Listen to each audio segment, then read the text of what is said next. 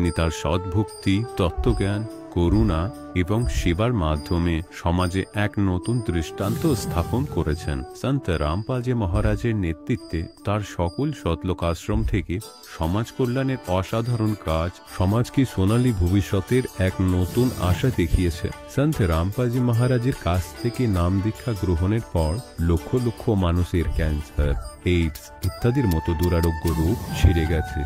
সন্তজির জ্ঞানে অনুপ্রাণিত হয়ে তার অনুগামীরা লক্ষ লক্ষ ইউনিট রক্তদান করেছেন। সন্তজি লক্ষ লক্ষ বোন ও কন্যার যৌতুক মুক্ত বিবাহ করিয়েছেন। সন্তজি লক্ষ লক্ষ মানুষকে নেশা থেকে মুক্তি দিয়েছেন। কোটি কোটি ভেঙে যাওয়া পরিবার আবার জোড়া লেগেছে। সন্তজির আশ্রমে সমাগমের সময় বিনামূল্যে চক্ষু চিকিৎসা, দন্ত চিকিৎসা প্রদান করা হয়। সন্ত রামপালজি মহারাজ সময়ে সময়ে পরিবেশ রক্ষার উদ্দেশ্যে ব্যাপক পর্যায়ে বৃক্ষরোপণ করেন। সন্তজি অভাবীদের তাৎক্ষণিক ত্রাণ সরবরাহের জন্য অ্যাম্বুলেন্স পরিষেবা চালু করেছেন। সন্তজি তার অনুগামীদের দেহদানের জন্য অনুপ্রাণিত করেন, যাতে মানবতার সেবা এবং চিকিৎসা ক্ষেত্রে উন্নতি হতে পারে। সন্ত রামপালজি মহারাজের সকল আশ্রমে প্রতিটি সমাগমে বিনামূল্যে ভান্ডারার আয়োজন করা হয়, যেখানে প্রতিটি শ্রেণী, প্রতিটি জাতি এবং প্রতিটি ধর্মের মানুষ একসাথে বসে খাবার খায়।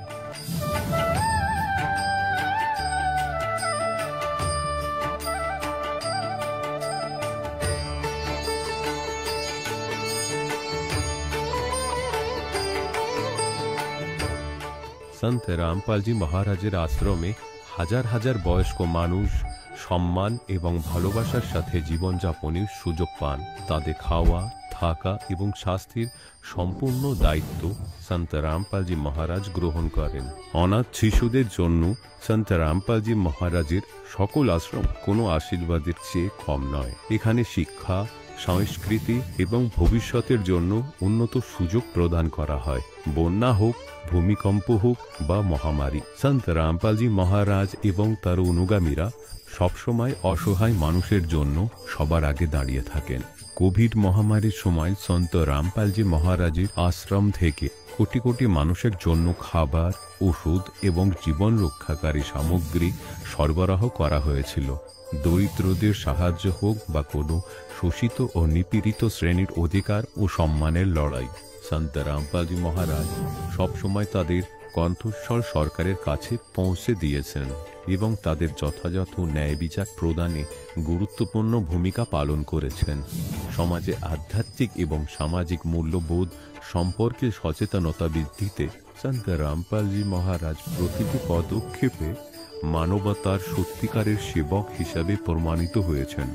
সন্ত রামপালজি মহারাজের জীবন আমাদের শেখায় যে সত্যিকারের সেবা হলো সেই সেবা যা নিঃস্বার্থভাবে করা হয়। আসুন আমরাও সেই মহান সেবার কাজে এই মহান সাধকের সাথে যুক্ত হই এবং সন্ত রামপালজি মহারাজের কাছ থেকে নাম দীক্ষা নিয়ে আমাদের জীবনকে ধন্য করি।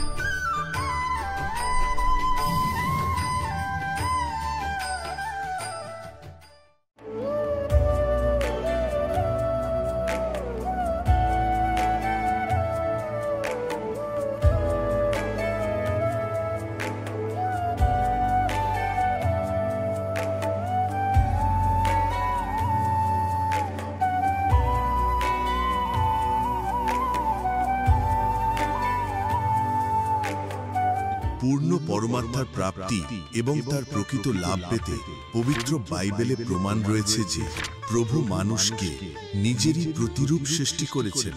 6 দিনে সৃষ্টি রচনা করে 7ম দিনে বিশ্রাম নেন। হযরত মুহাম্মদকে খোদা স্বয়ং বলছেন যে আমি তোমায় সেই পরমাত্মার মহত্ব বলার জন্য পাঠিয়েছি। সেই পরমাত্মা হলেন কবির, যিনি 6 দিনে সৃষ্টি রচনা করলেন এবং সপ্তম দিনে সিংহাসনে আসীন হলেন। তার খবর কোনো বাখবর ব্যক্তিকে জিজ্ঞাসা করে দেখো। অনুগ্রহ করে অবশ্যই শুনুন জগৎগুরু তত্ত্বদর্শী সন্ত রামপালজি মহারাজের অমৃত প্রবচন। নমস্কার দর্শকগণ, আজকের এই বিশেষ সাক্ষাৎকারে আমাদের সঙ্গে রয়েছেন নন্দ দুলাল আড্ডো, যিনি সন্ত রামপালজি মহারাজের শিষ্য।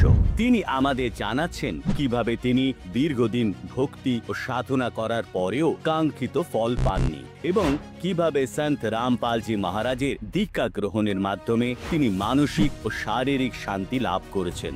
তিনি ব্যাখ্যা করছেন গুরুদেবের নির্দেশ অনুসারে জীবন যাপন করে কিভাবে তিনি তার নেশা থেকে মুক্তি পেয়েছেন এবং তার পরিবারেও ইতিবাচক পরিবর্তন এসেছে।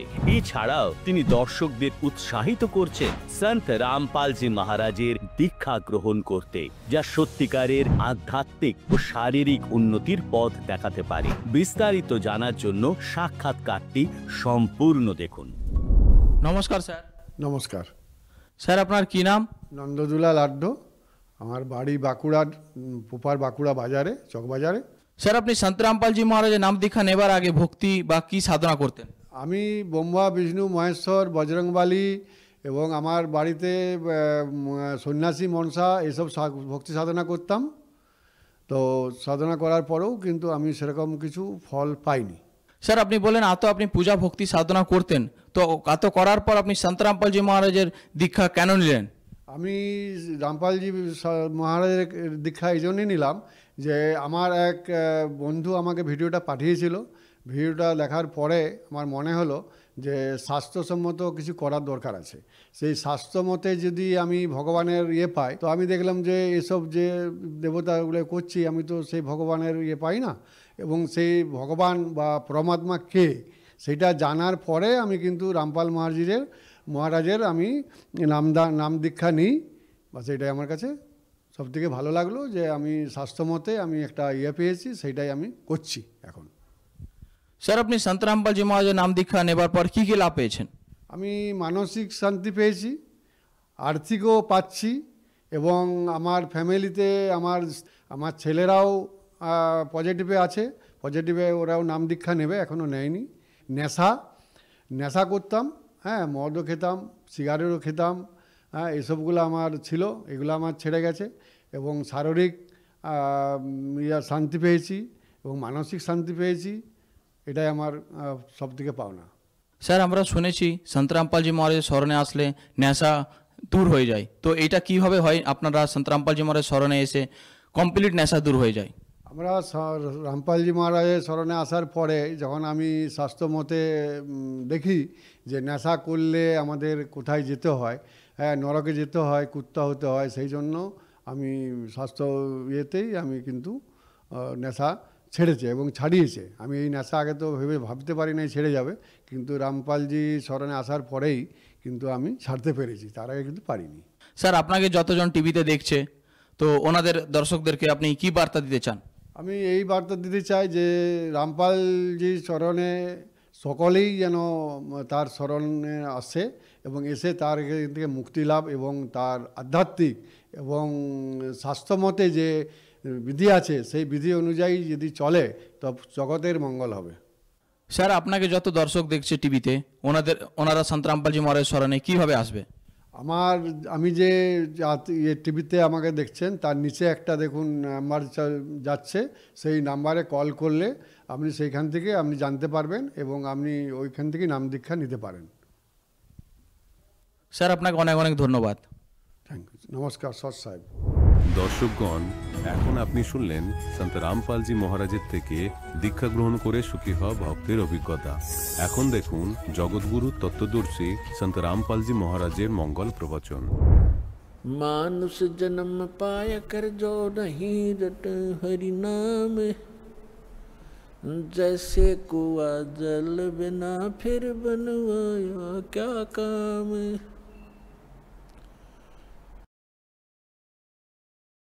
যে কুয়োর মধ্যে যে কুয়োতে জল থাকে না, ওটার ওপরে যতই ভালো চিত্রকলা প্রদর্শিত হোক না কেন আর যতই মজবুত পাক্কা ওর স্ট্রাকচার হোক না কেন, ইউজলেস হয় ওটার কোনো লাভ নেই,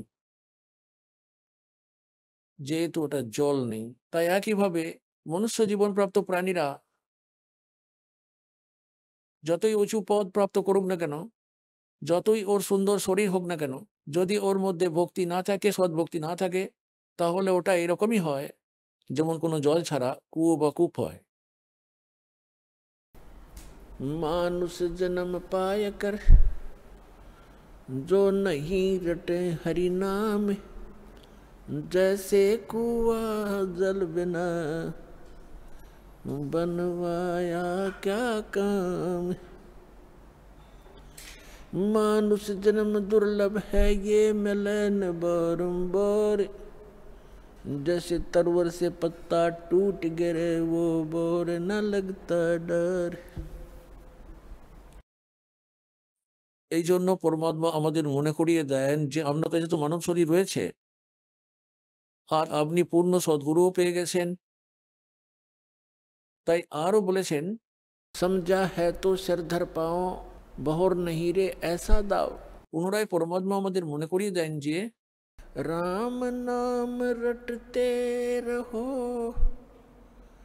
जब तक घट में प्राण, कभू तो दीन दयाल के है भनक पड़ेगी कान। आज कहे मैं काल भजूं और काल कहे फिर काल, आज काल के करते ही तेरा समय जावेगा चाल।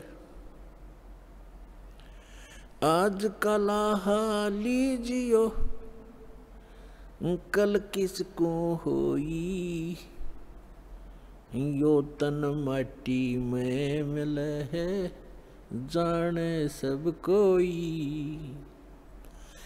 काल करे सो आज करे, आज करे सो अब, पल में प्रलय हो जागी भाई फिर करोगे कब। आज कला लीजियो कल किसको होई, ये तन माटी में मिले है जाने सब कोई। लखी करोड़ी चले गए बहु जोड़े खजाना, जातन चंदन लेपते सो धरे मसाना।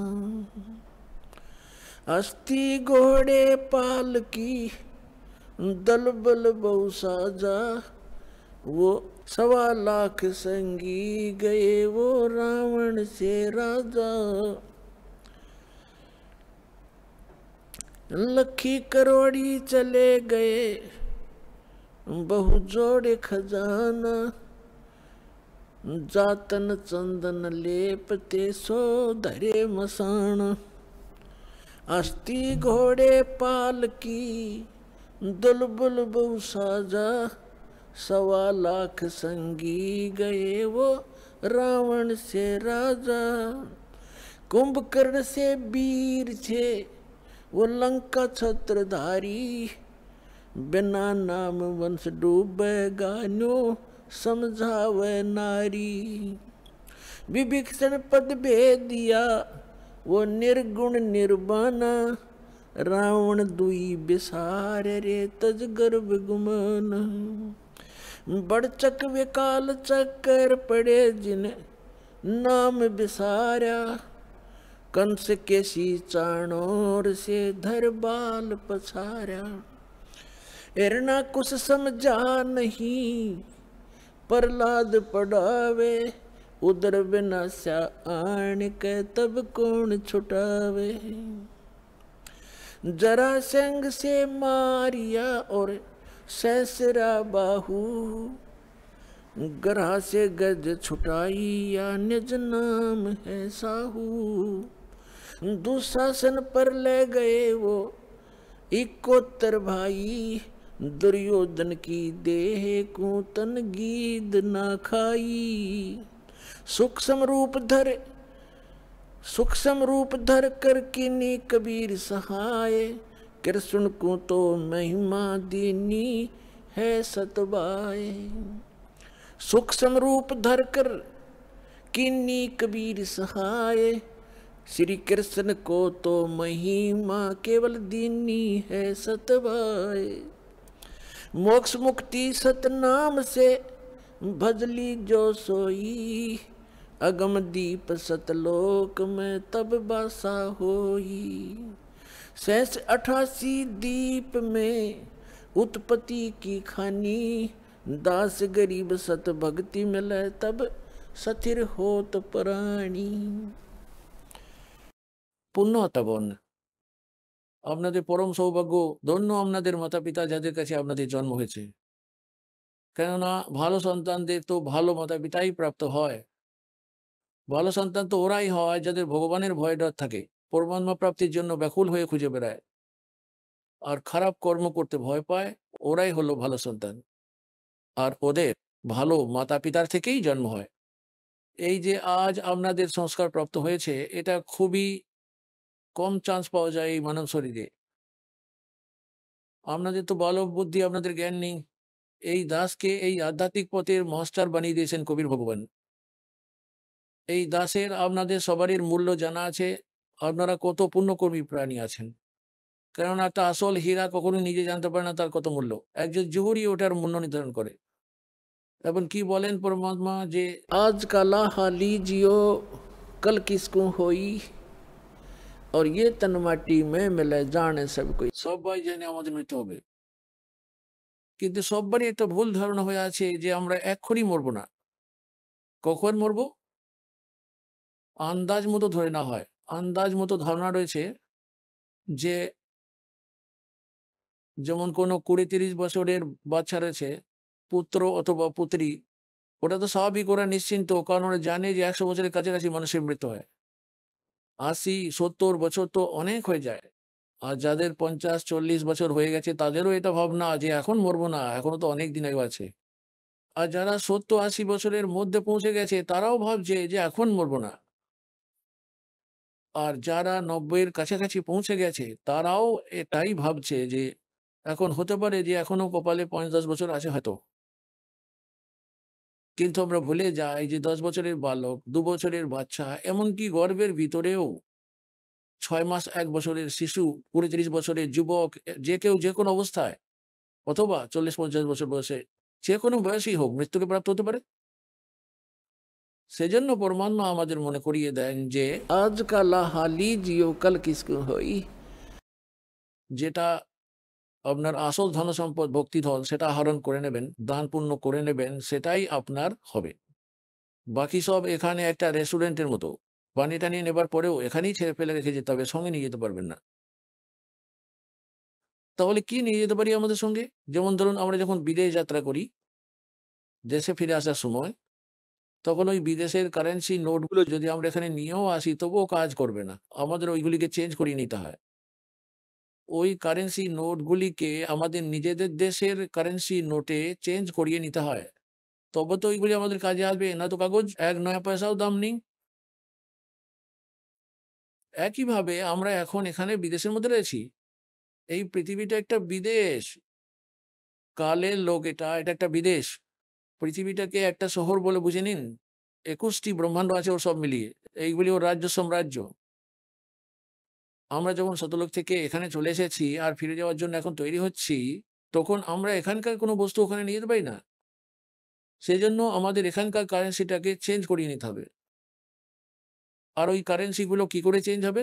যেমন যখন আপনারা দান করবেন, ওই দানের পয়সাগুলো দিয়ে তখন আপনার দান পুণ্য হয়ে যাবে, আর দান পুণ্য দিয়ে তখন আপনার দান ধর্ম হয়ে যাবে, আর দান ধর্ম হিসাবে আপনাদের কপালে অর্থাৎ ভাগ্যে লেখা হবে।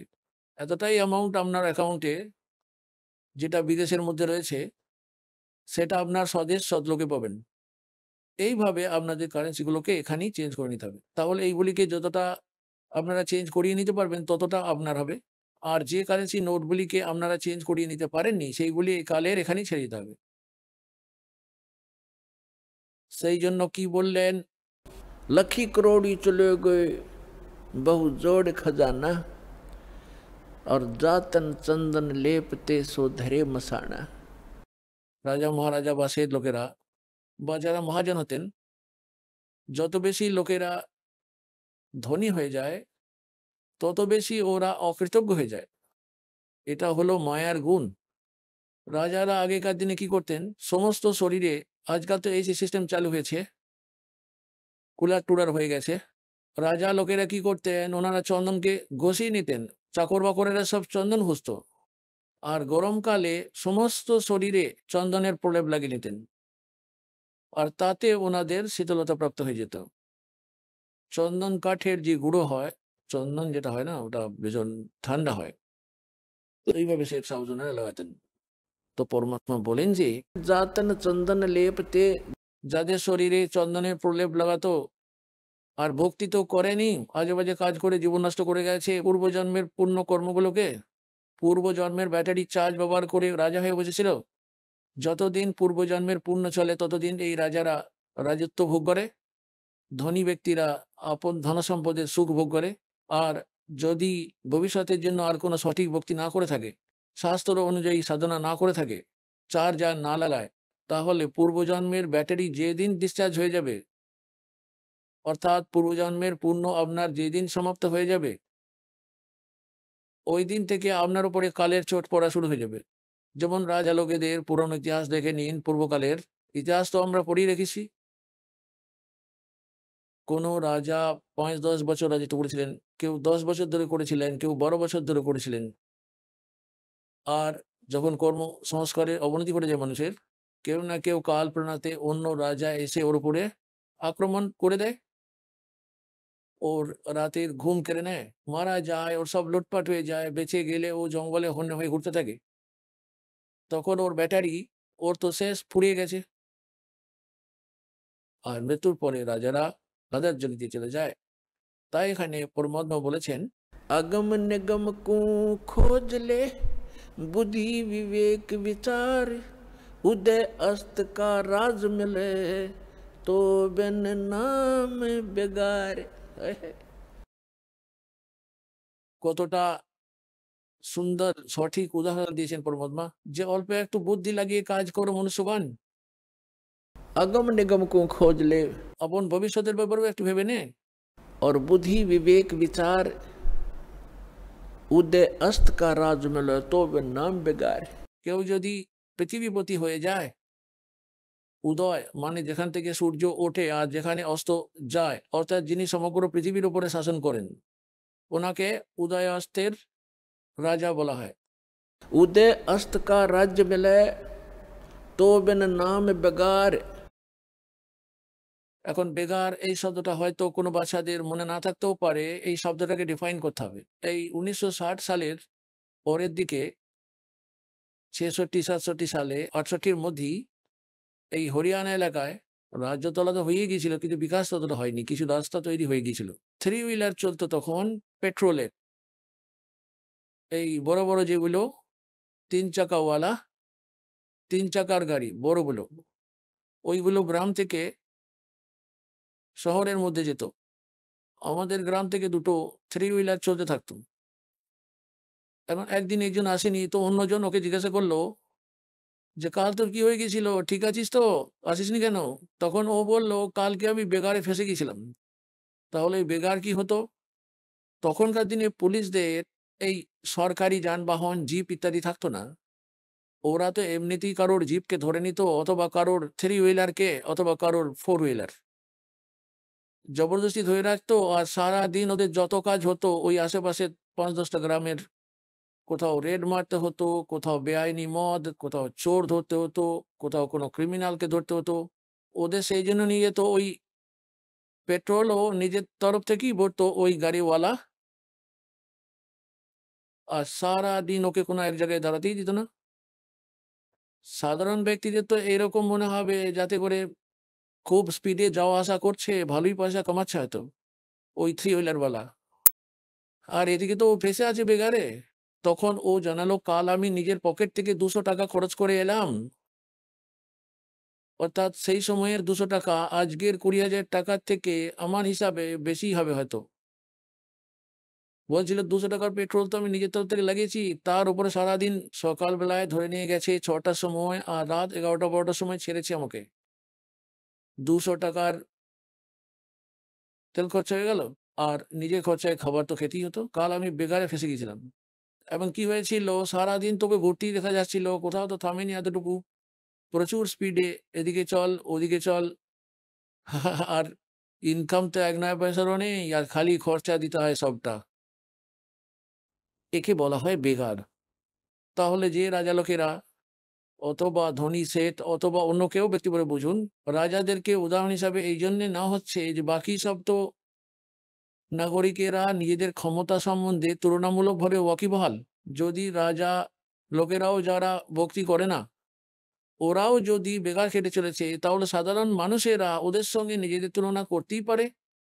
যে যারা ভক্তি করে না, যারা শুধু মায়া সংগ্রহ করতেই ব্যস্ত, তো ওই রাজা পূর্বজন্মের যে পুণ্যকর্ম উপার্জিত ছিল তার আধারে ওই পুঁজিগুলো ব্যবহার করে ওর ভীষণ ঠাট বাট খুব চকর বকর দেখা যায়। জয় জয়কার হচ্ছে যেদিকেই যায়, চারিদিকে লোক মালা পরানোর জন্য, জয় জয়কার করার জন্য, হ্যাঁ, ব্যান্ড পার্টি বাজনা বাজানোর জন্য খুব ঘুরছে আগু পিছু।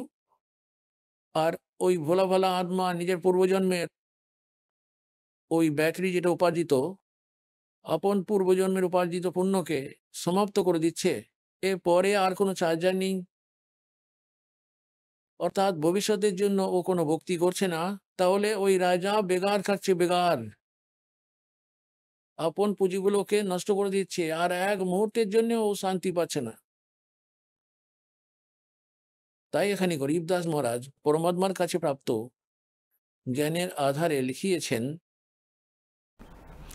अगम निगम को खोज ले, बुद्धि विवेक विचार, उदय अस्त का राज मिले, तो बिन नाम बेगार। हाय हाय। পুনাতেগণ হৃদয় বিদারিত হয়ে যায় যদি বিন্দুমাত্রও সচেতন থাকে কেউ, সামান্য মাত্র বিচক্ষণ হয়ও। আমাদের বুদ্ধির দরজা তো পাথর দিয়ে আটকে দিয়েছে। আমরা পড়াশোনা করে যতই বিদ্বান পণ্ডিত হয়ে যাই না কেন, ডাক্তার ইঞ্জিনিয়ার হয়ে যাই না কেন, আর তাতে প্রধানমন্ত্রী হয়ে যাই না কেন, আমরা ভক্তির পথে শূন্য, আমাদের আধ্যাত্মিক পথ শূন্য। আর যদি কেউ পূর্বজন্মের অনুপ্রেরণার জন্য চেষ্টা চরিত্র করছে, তা তো নড়ি পাথর করিয়ে বেড়াচ্ছে শাস্ত্র বিরুদ্ধ সাধনাগুলি করে। তাহলে আপনাদের সৌভাগ্য যে আপনারা এই জ্ঞান শোনার সুযোগ পেয়েছেন। তাই ধন্যবাদ জানাতে থাকুন ওই পরমপিতা পরমেশ্বর ভগবান কবির সাহেবকে, যে এই জ্ঞান আপনাদের কাছ পর্যন্ত পৌঁছে দিয়েছেন। এই দাস জানে যখন থেকে আমার সাথে সবাই জুড়ে রয়েছে, আপনাদেরই ভাই বোনেরা কত সংঘর্ষ করে আপনাদের কাছ পর্যন্ত এই জ্ঞানটিকে পৌঁছে দিয়েছে। নয়তো এই কালের দূত দুষ্ট লোকেরা এই জ্ঞানকে কিছুতেই উপরে আসতে দিচ্ছিল না। 600 বছর আগে পরমাত্মা এসে ফিরে গিয়েছিলেন, কারণ অশিক্ষিত ছিলেন আমাদের পূর্বপুরুষরা। আর এই দুষ্ট কালের দূতেরা পরমাত্মার এই জ্ঞানটাকে আমাদের কাছ পর্যন্ত পৌঁছাতে দেয়নি। এইরকম বলে দিয়ে যে কবির তো অশিক্ষিত, এ তো ব্রহ্মা বিষ্ণু মায়াসের নিন্দা করে, এ তো দেবতাদের অপমান করছে, একে পাথর ছুঁড়ে মারো, একে তাড়িয়ে দাও। আর যেদিন থেকে এই দাসের উপরে পরমাত্মা দয়া হলো, এই দাসের নিদ্রা ভঙ্গ হলো, আর এই তত্ত্বজ্ঞান হলো, ওই দিন থেকেই উৎকণ্ঠা শুরু হয়ে গেল। কিন্তু যাকেই বোঝাবার চেষ্টা করি সে আমার বিরোধী হয়ে যায়। কবির সাহেব বলেন, साच कहूँ जग मारन आवे, और झूठ कही ना जाइयो, और साच न पूरा पावते, झूठों जगपति आइयो। তাহলে পুণ্যতগণ 1994 সালে আমার পরম পূজ্য গুরুদেব আমাকে নাম দীক্ষা দেওয়ার আদেশ দিয়েছিলেন। আজ পর্যন্ত ওই দিন থেকে একমাত্র এই দাস জানে কত সংঘর্ষ করে আপনাদের কাছ পর্যন্ত এই পরমাত্মার জ্ঞানকে পৌঁছে দিতে পেরেছে। এই দুষ্ট লোকেরা কত কত বাধা সৃষ্টি করেছে, জেল পর্যন্ত পাঠিয়ে দিয়েছে, মিথ্যা কেস বানিয়ে, মিথ্যা অপবাদ দিয়ে গুজব রটিয়ে, যে রামপাল গুন্ডা বখাটে, এটা বলে না যে 1 নম্বর লোক আর সমগ্র বিশ্বের কল্যাণের জন্য সচেষ্ট।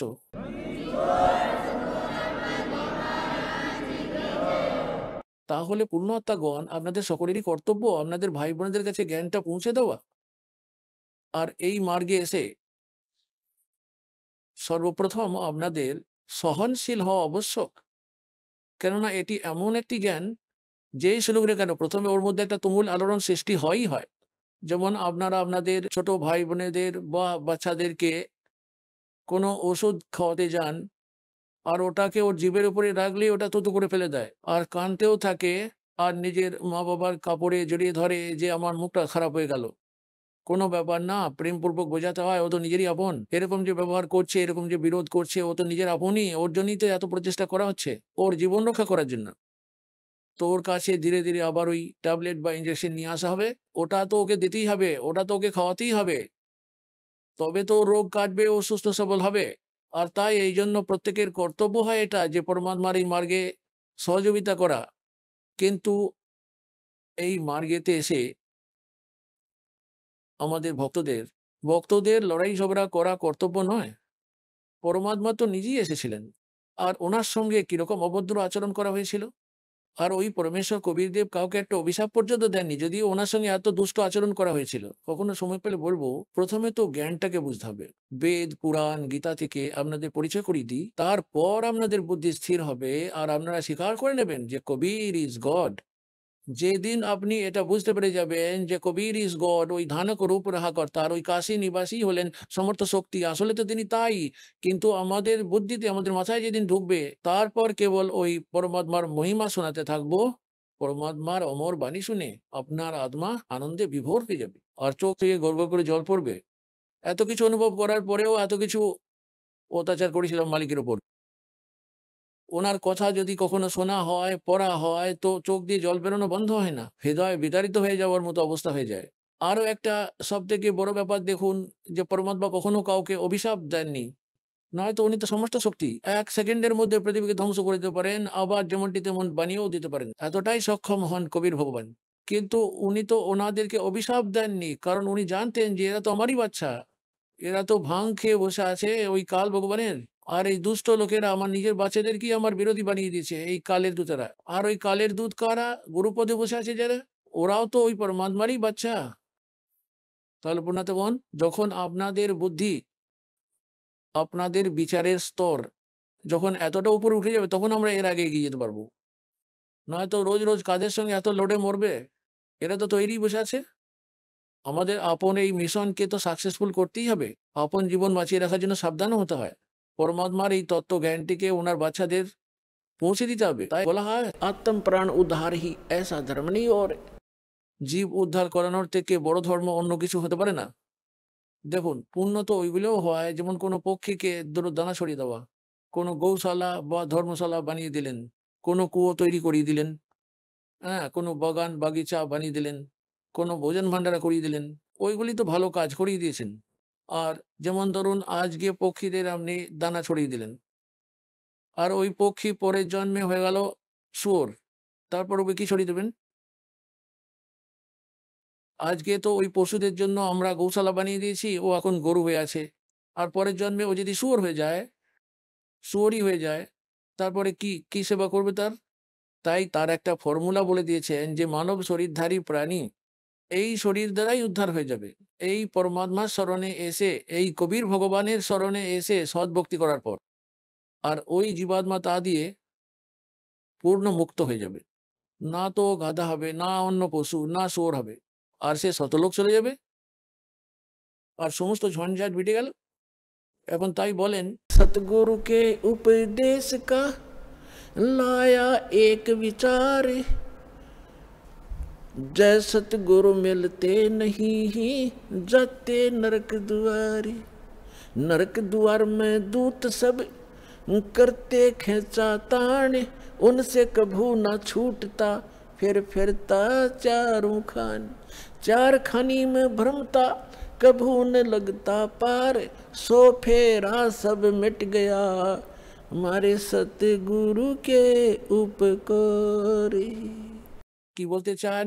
যে একটা জীবকেও, একটা মানব দেহধারী প্রাণীকেও আর পরমাত্মা স্মরণ প্রাপ্তি করানোর জন্য এই সত্য ভক্তি প্রাপ্ত করিয়ে দেওয়াতে যে ব্যক্তি ওকে নিয়ে আসবে, তার ততটাই পুণ্য হবে যতটা 1 কোটি গরুকে কসাইয়ের হাতে কেটে যাওয়ার থেকে মুক্ত করে নিয়েছে চারণভূমিতে ছেড়ে দিলে যতটা লাভ হয়, এতটা পুণ্য লাভ ওই পথ প্রদর্শকের হবে, যে শতলোক আশ্রমগুলোতে আসার রাস্তা বলে দেবে, যে এখানকার জ্ঞান শুনিয়ে দেবে, যে ওই জীবকে এখানে নাম উপদেশ প্রাপ্ত করিয়ে দেবে।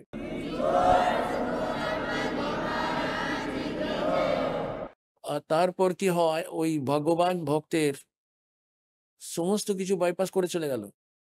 সদ্গুরু প্রাপ্ত হয়ে যাবার পরে সদ্গুরুর উপদেশের लाया एक विचार और जय सतगुरु मिलते नहीं हम जाते नरक द्वार।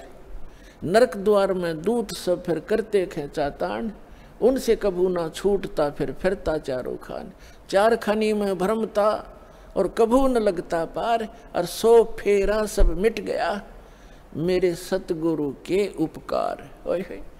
এখন না তো সে পশু হবে, না তো সে পক্ষী হবে, আর না তো সে অন্য কিছু হবে, আর না তো নরকে যাবে। তাহলে কত কিছু বাইপাস করে বার করে দিলেন পরমাত্মা।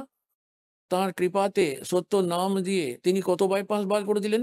তাই এটা এই মতো বলা হয়, तम प्राण उधार ही ऐसा धर्म नहीं और। এ থেকে অন্য কোনো বড় পুণ্য লাভ হয় না। প্রাণীর পুণ্য তো অনেক ধরনেরই হয়, কিন্তু যদি আপনি পরোপকার করতে চান, আপনার হৃদয়ে দয়া আছে প্রাণীদের প্রতি, তাহলে মানব শরীরধারী প্রাণীদের আপনি মনুষ্য জীবন প্রাপ্ত করিয়ে দিন।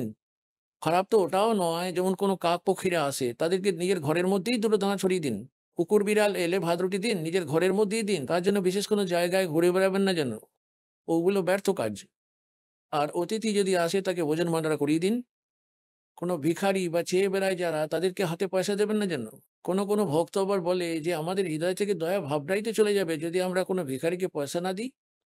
পরমাত্মা বলেন ওই দয়া ভাবটাকেও বিধিপূর্বকই প্রয়োগ করতে হবে, তবেই লাভ পাবেন। আর নয়তো ওটা আপনার ভক্তিটাকেও নষ্ট করে দিতে পারে, আর ওতে অন্যের ক্ষতিও হয়ে যেতে পারে, অন্যের জন্য ওটা হানিকারকও হয়ে যেতে পারে। একজন ধনী ব্যক্তি করোনার বশবর্তী হয়ে একটা ভিক্ষুককে 100 টাকা দিয়ে দিয়েছিলেন। এখন ওই ভিখারি আগে তো প্রতিদিন 1 কোয়ার্টার করে মদ্যপান করতো, আর ঘরে এসে মদের নেশায় মদ্য লড়াই ঝগড়াই করায়, ওকে আর রামায়ণ পড়বে?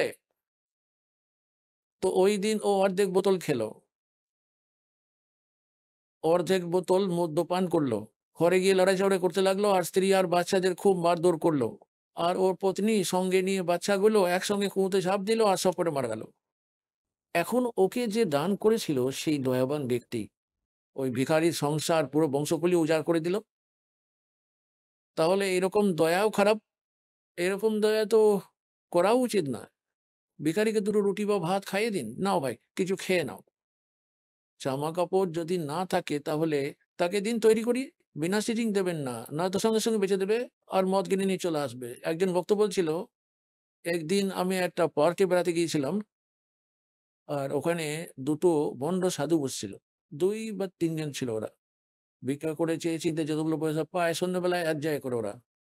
তো ওই দিন ওদের কাছে সবকিছু মিলিয়ে শেষে 20-25 টাকার মতো হয়েছিল। তো ওরা বলাবলি করছিল যে ভাই এতে আর কি হবে, এতে তো একজনেরও মদ খাওয়া হবে না।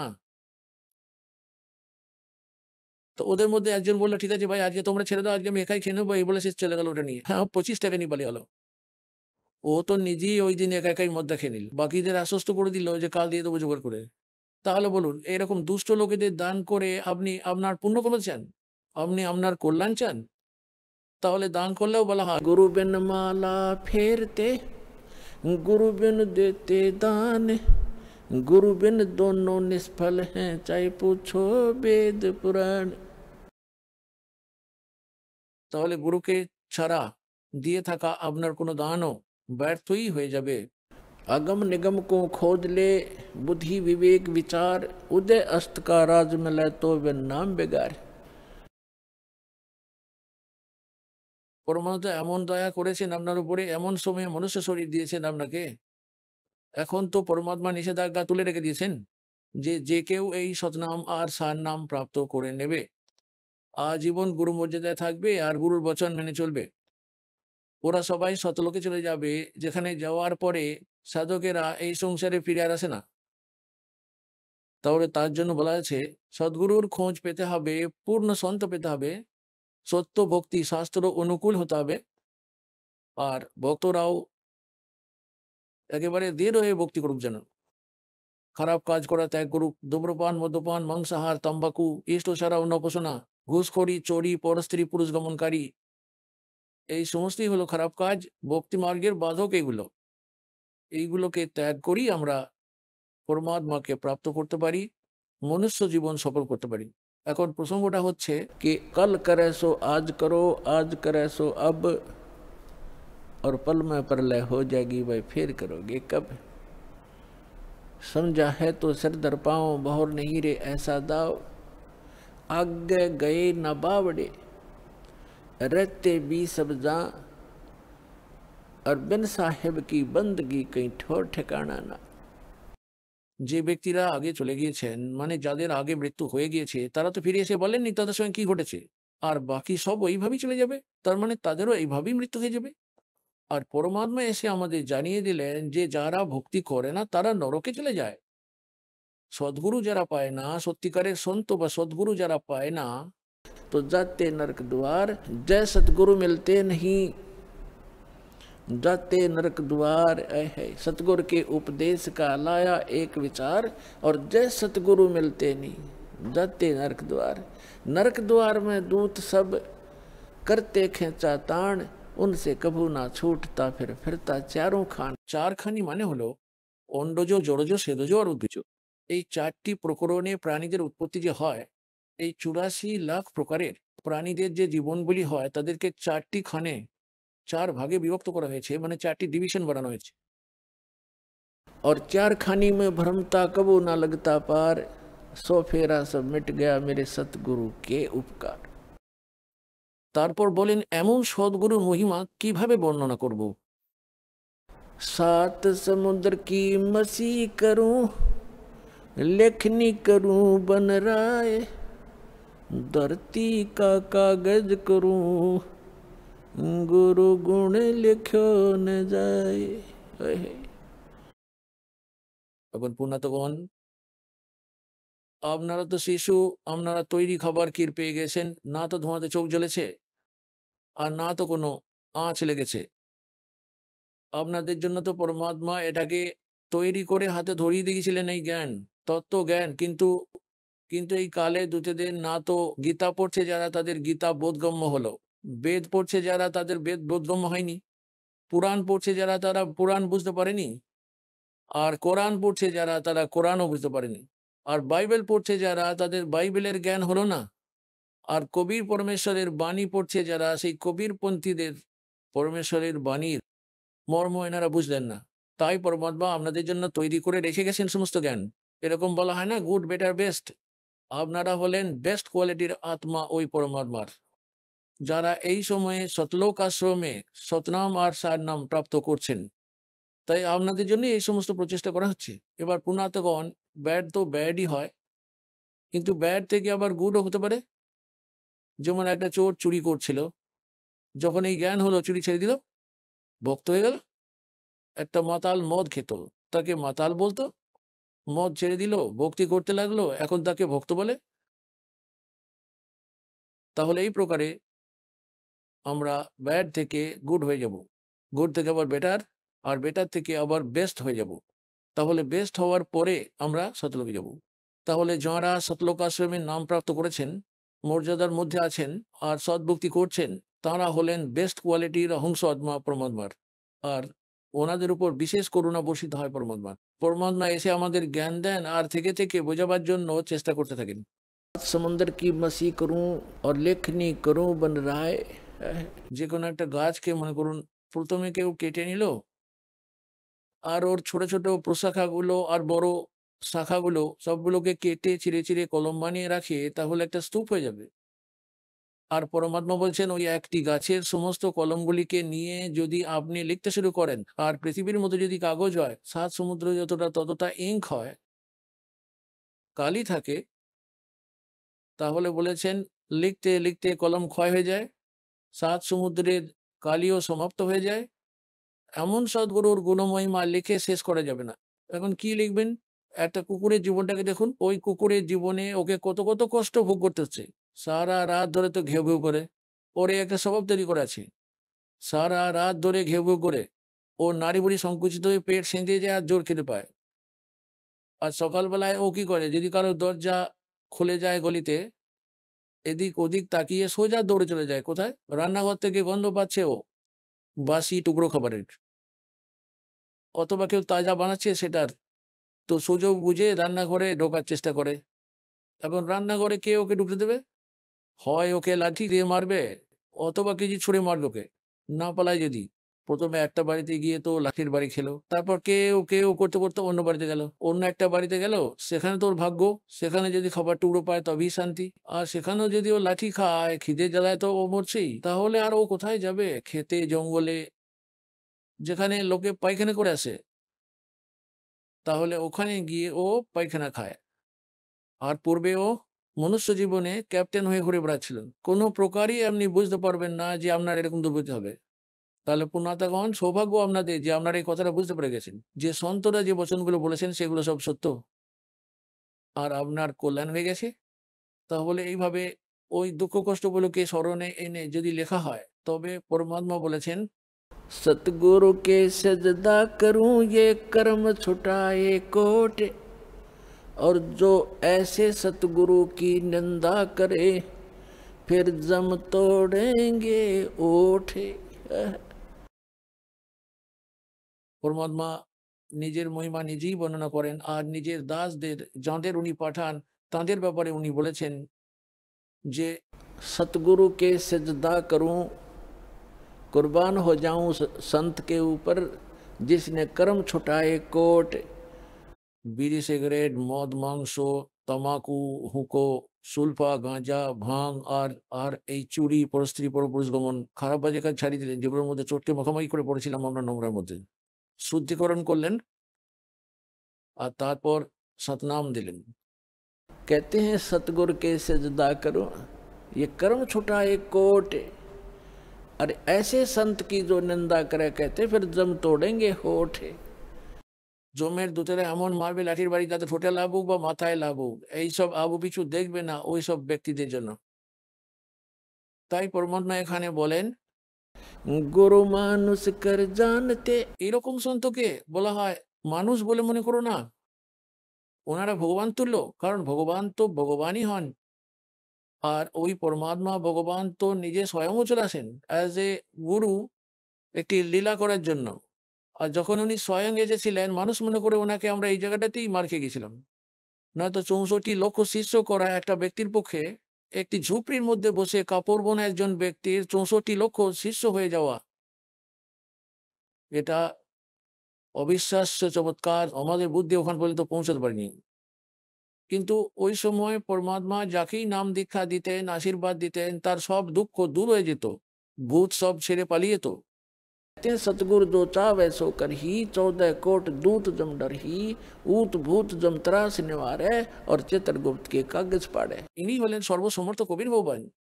এটা আপনাদের উত ভূত যে কোনো প্রকারের আপনাদের উপর ত্রিতাপের জ্বালা হোক, ভূত প্রেত বাধা হোক, পিতৃ বাধা হোক, কোনো জিন বাধা হোক।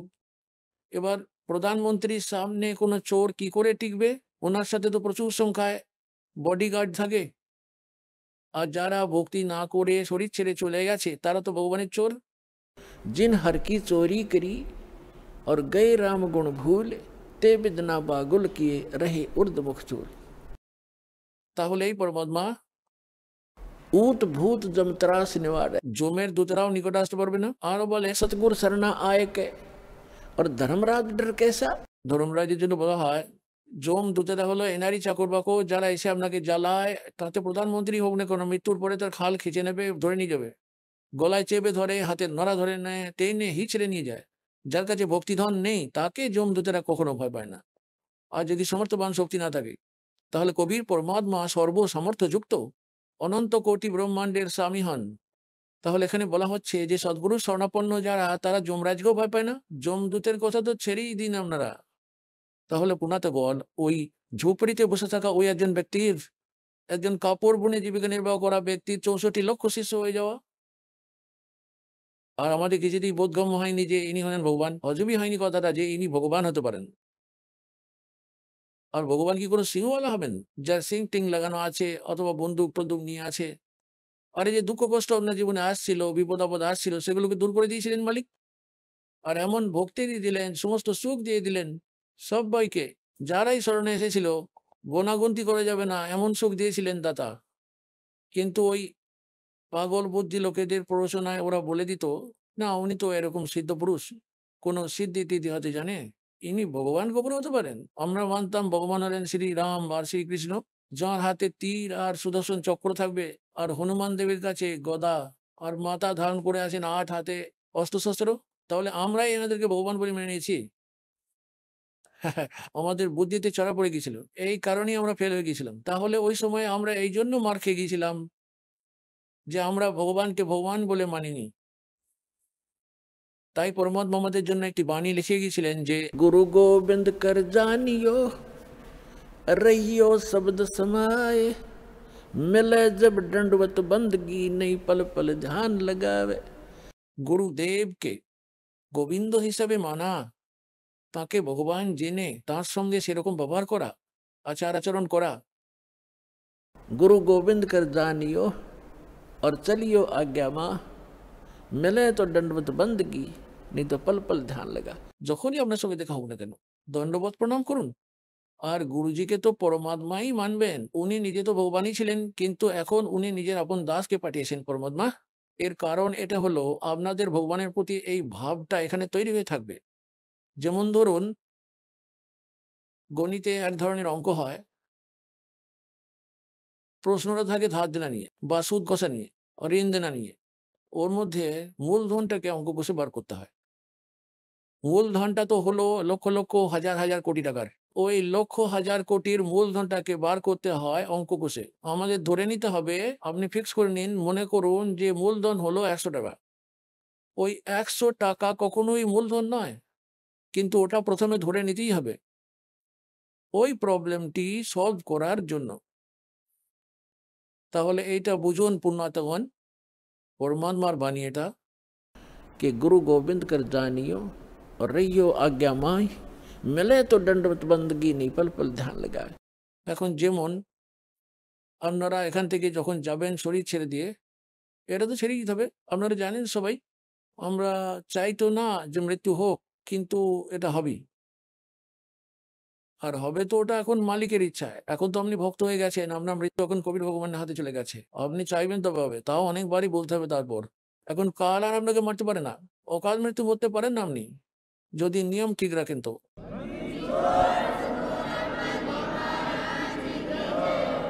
আর এ তো আমাদেরকে তো এখান থেকে চলে যেতেই হবে।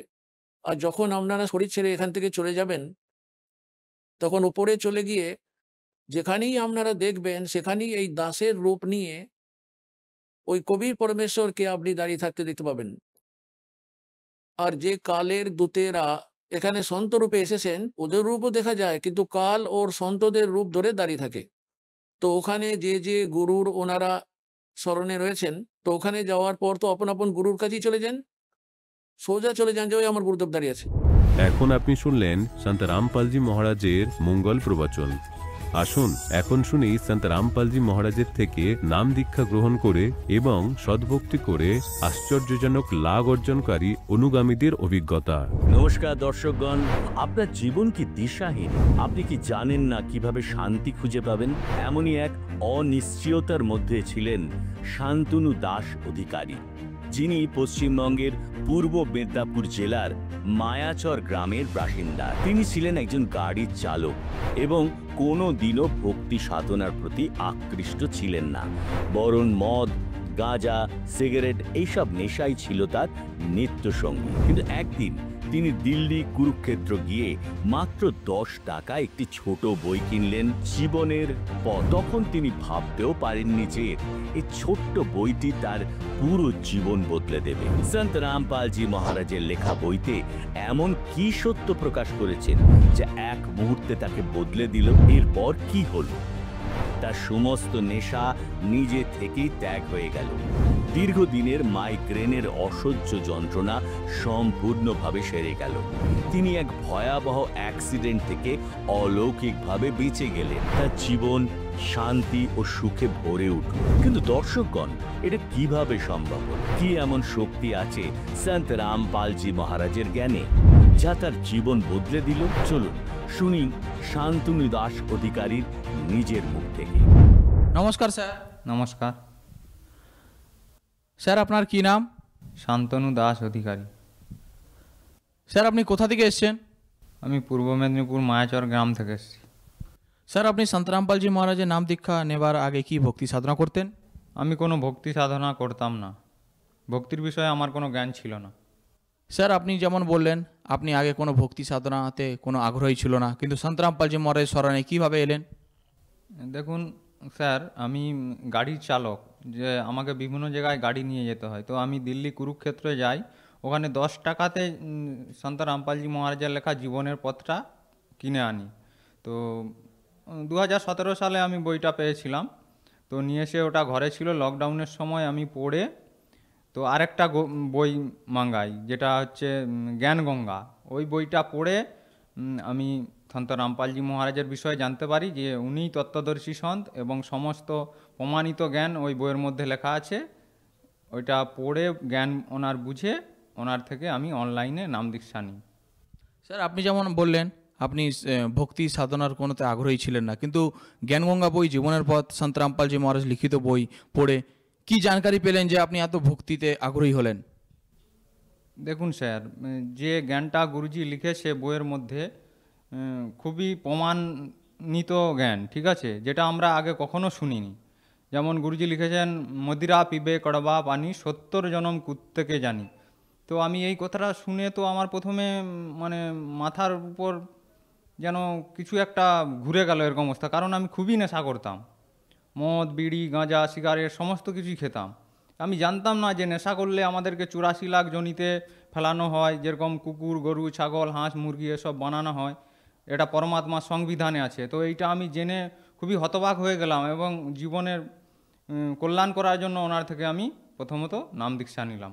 স্যার আপনি সন্ত রামপালজি মহারাজের নাম দীক্ষা নেবার পর কী কী লাভ পেয়েছেন? লাভ আমি অনেক কিছু পেয়েছি, যার মধ্যে প্রথমত আমি খুব নেশা করতাম, নানা রকম নেশা, মদ, গাঁজা, বিড়ি, সিগারেট, এগুলো তো আমার প্রথমে একবারে সুমন্তর হয়ে গেছে, যেটা আমি ওনার জ্ঞান থেকে বুঝে সমস্ত নেশা ত্যাগ হয়ে গেছে। কখন ত্যাগ হয়ে গেল আমি সেটা বুঝতেই পারলাম না। এবং আমার একটা মাথার যন্ত্রণা হতো, যেটা হঠাৎ হতো, গাড়ি চালাচ্ছি হঠাৎ মাথার যন্ত্রণা, যেটা মাইগ্রেন যেটা বলা হয়, ওই মাথার যন্ত্রণাটা হতো। তো গুরুজির নাম দীক্ষা নেওয়ার পর যে 4 মাস পরে যে সদনাম পাওয়া যায়, ওই সদনামের জপের দ্বারা এই আমার যে মাথার যে যন্ত্রণা, যে প্রবলেম ছিল, এটা সম্পূর্ণভাবে সেরে গেল। আর আমার গাড়ি চালানোর জন্য হাই রোডে একবার খুব বড় অ্যাক্সিডেন্ট হয়েছিল, ওই অ্যাক্সিডেন্ট থেকে আমি বেঁচে গেছি, যেখানে গাড়িতে ভর্তি লোক ছিল, ঠিক আছে। যে অ্যাক্সিডেন্টটা খুবই মারাত্মক হওয়ার ছিল, কিন্তু সন্ত রামপালজি গুরু মহারাজজির দয়ায় পুরো অ্যাক্সিডেন্টটাই ঠিক হয়ে গেল। আমি ওই সন্ত রামপালজি মহারাজের দয়ায় আমি জীবন রক্ষা পেলাম। আমি এবং আমার যে বাসের মধ্যে আরও যাত্রী ছিল সবাই বেঁচে গেল। সবাই দেখছে, ফটক তুলছে, কিন্তু কারোর কিছু হয়নি। দুটো ছোট গাড়িতে লাগলো, ওদের কাঁচ ভেঙে গেল। একটা বাইকে লাগলো, ও তো গাড়ির তলায় ঢুকে গেল 10 চাকার। তো কারোর কিছু হয়নি, ওখানে একজনেরও কোনো কিছু খরচ আসেনি, শুধু আমার গাড়ির কাঁচটা ভেঙে গেল আর একটু তোবড়ে ঢুকে গেল ভেতরে, ঠিক আছে। ভীষণ মানে হাই রোডের উপরে, কোনা হাই রোড থেকে সলপ হাই রোডের ভেতরে, মানে মধ্যিখানে, ওইখানে অ্যাক্সিডেন্ট হয়েছিল, 80 স্পিড ছিল। সেই সময় আমি জীবন রক্ষা পেলাম। স্যার আপনি আমাদের দর্শকদেরকে কি বার্তা দিতে চান? আমি এটাই বলবো যে সমস্ত জগতের আমার ছোট ছোট ভাই বোন এবং বয়স্ক যে বয়োজ্যেষ্ঠ আছে, সবাইকে বলবো যে আমি যেরকম নেশা করতাম এবং একটা দিশাহীন জীবনে ঘুরে বেড়াচ্ছিলাম, তো আগে আপনি জ্ঞান বুঝুন সন্ত রামপালজি মহারাজের। ওনার বিভিন্ন চ্যানেলে সৎসঙ্গ আছে এবং ইউটিউব চ্যানেলে, এবং যত রকম সোশ্যাল মিডিয়া আছে, প্ল্যাটফর্ম আছে, সমস্ত কিছুতেই সন্ত রামপালজি মহারাজের সৎসঙ্গ আসে। আপনারা দেখুন, ওনার জ্ঞান বুঝুন এবং ওনার থেকে নাম দীক্ষা নিয়ে আপনাদের জীবনের কল্যাণ করুন। স্যার আপনাকে অনেক অনেক ধন্যবাদ। সাত সাহেব।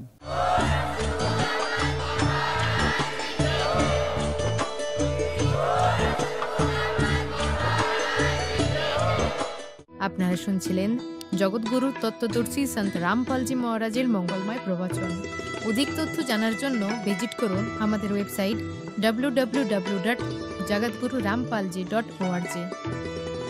সন্ত রামপালজি মহারাজের শুভাশীর্বাদে সম্পূর্ণ বিশ্বে 500-এরও অধিক নাম দীক্ষা কেন্দ্র আছে, যেখানে সন্ত রামপালজি মহারাজের দ্বারা অনলাইনে সম্পূর্ণ বিনামূল্যে নাম দীক্ষা দেওয়া হচ্ছে। আপনার নিকটবর্তী নাম দীক্ষা কেন্দ্রের ঠিকানা জানার জন্য যোগাযোগ করুন 918882914911 -এ।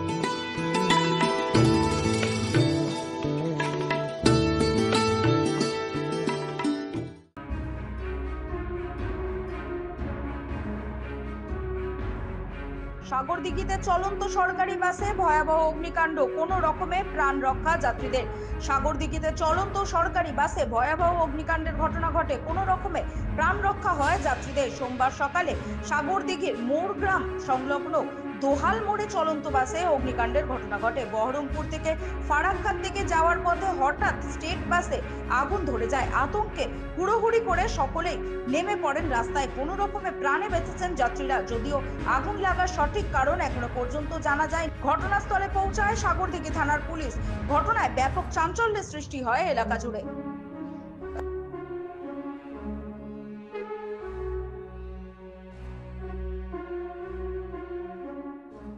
দীর্ঘ 22 বছর আপনাদের সেবায় আমরা।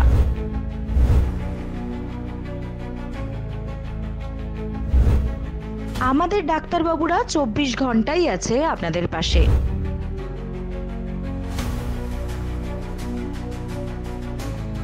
পুজোর দিনগুলোতেও আপনারা থাকুন নিশ্চিন্তে। তাই স্টার্লিং মানেই সুস্থ ও নিরাপদ জীবন।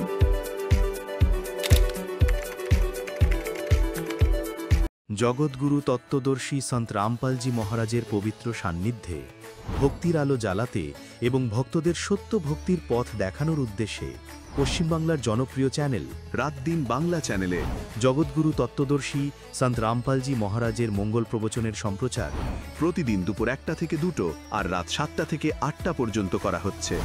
এই সত্য ভক্তি পথকে গ্রহণ করার জন্য আরও বেশি করে এই সত্য সৎসঙ্গ সম্প্রচার দেখুন।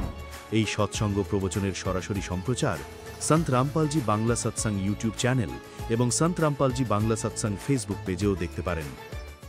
করতে দেবে না, কোথায় রোহিঙ্গা বসে আছে, কোথায় বাংলাদেশি মুসলিম অনুপ্রবেশকারী আছে, কোথায় ভোট ব্যাংক আছে, করতে দেবে না।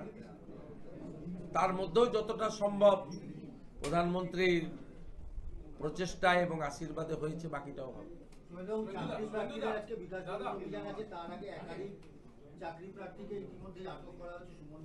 এখানে এমার্জেন্সি না বললেও কার্যত এমার্জেন্সি। গতকাল মিথ্যা অডিও প্রকাশ করেছেন। আজকে সুমনের বাড়ি কাল ভোর রাত্রি থেকে চলছে অত্যাচার। মগরাহাট থানায় তাকে তুলে নিয়ে গেছেন। কলকাতা হাইকোর্ট এর আগেই তাকে প্রোটেকশন দিয়ে রেখেছিল যে তদন্তে কোঅপারেশন করবে, কিন্তু গ্রেপ্তার করতে পারবেন না। এইভাবে অগণতান্ত্রিকভাবে করছেন, এর ফল খারাপ হবে। এবং যে অ্যাডমিট কার্ডগুলো ওনারা ইস্যু করেছেন তার মধ্যে টেন্টেড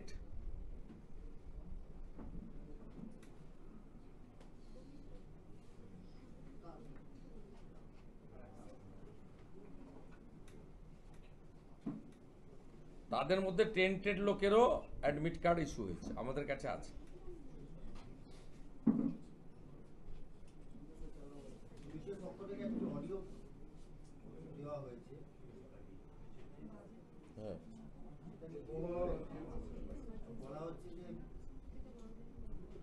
ও সব সাজানো,